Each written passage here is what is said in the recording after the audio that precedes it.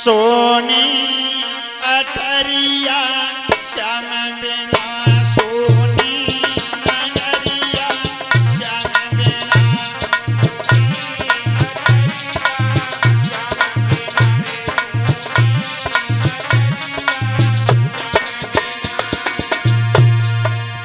राधा बोली छोटो सोनी नगरिया श्याम बिना सोनी अठरिया श्याम बिना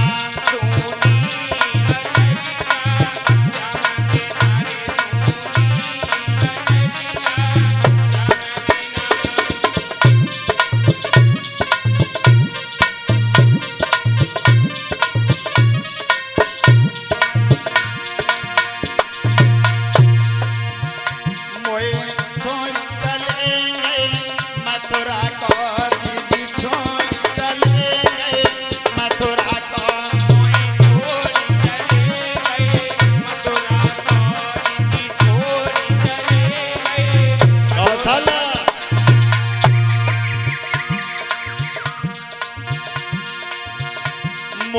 छोड़ चलेंगे मथुरा को मोए छोड़ चलेंगे मथुरा को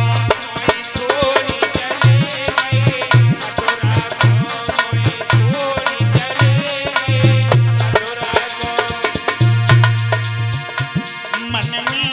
बसाए लई को बेजा को मन में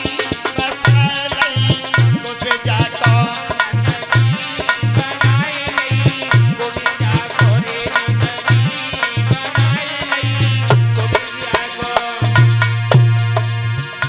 सोनी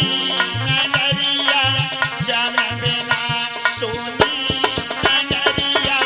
श्याम बिना सोनी नगरिया श्याम बिना रे सोनी नगरिया श्याम बिना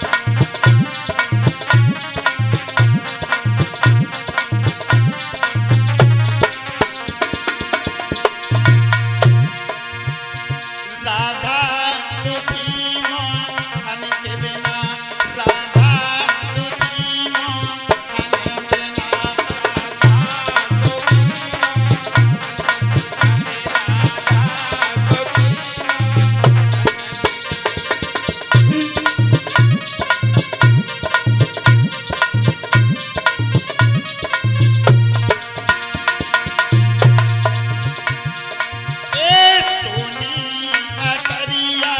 श्याम बिना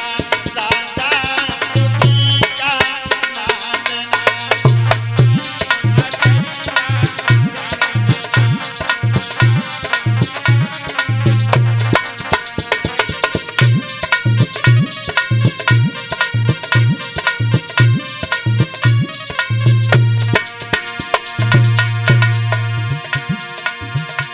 रसता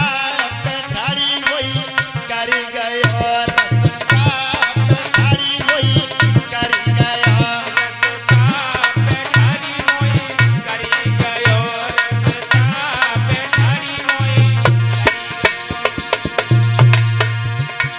रसता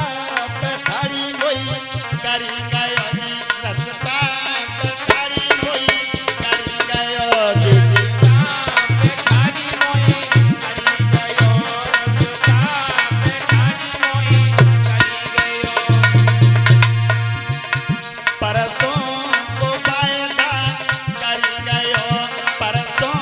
को बायदा करी गयो परसों को बायदा करी गयो रे परसों को बायदा करी गयो सोनी